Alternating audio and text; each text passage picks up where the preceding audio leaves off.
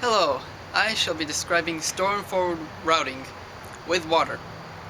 Water is commonly used as an analogy to certain concepts such as data streams and electric current, hence the names. Here I shall be using the former along with this amazing contraption that I've set up, to describe storm-forward routing. I will be using water, trust me, it's in here, as the data, and the flow of water as a data stream.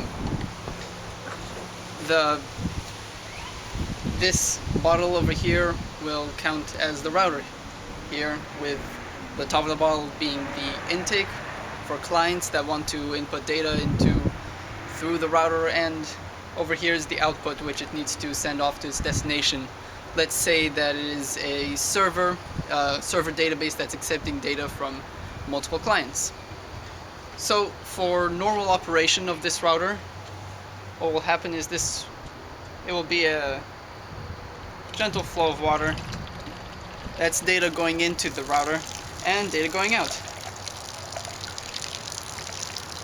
Very simply, the data just goes through the router and the router does its job to get the router to the destination in a good amount of time, probably a little bit faster than this.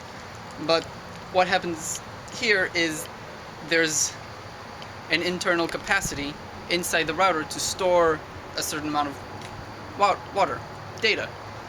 This is the buffer for the router, which queues up as more data fills up. Right now, since it didn't have too much data, it seemed kind of pointless to have the queue. Data came in, data come out. But if we have an excessive amount of data coming in suddenly, the queue fills up faster than it can output the data, and can't certainly output the data all at once for several reasons. For one, maybe the server can't accept that much data, or the output traffic is a little bit slow. Like here, say it's a lot slower and I start adding more water, it can't really output as much as I'm putting in, and it needs to store. It says, hey, alright, I'll keep this data for now, and when I can send it off, and when you stop sending me more data, I'll be able to clear my buffer and get everything out.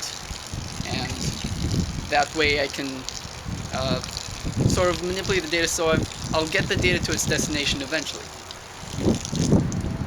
Another thing that can happen is it allows bursty flow, which is sort of on-off flow,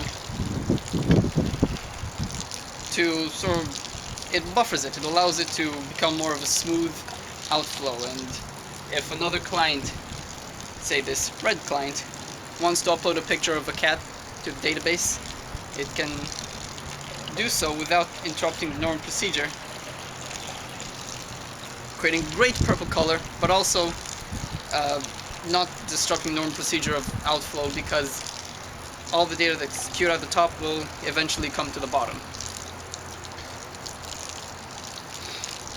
Now, what happens when the data fills up too quickly for the router to handle?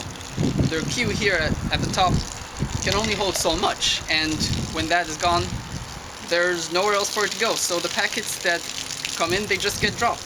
And the router really just doesn't care about that. This is, alright, I'll let those get dropped. I really don't care. It's not my job. The internet is best effort. And if it can't store all that data, if it's just too much going in, it just says, you know what, I'm dropping it. The ends of the internet will take care of it. The source, which sends this data to the database, sees that, well, its data is not getting anywhere, it's not getting to its destination, so it says, alright, I need to slow down, let this router clear its buffer, let the data flow through it, and let the router do its job.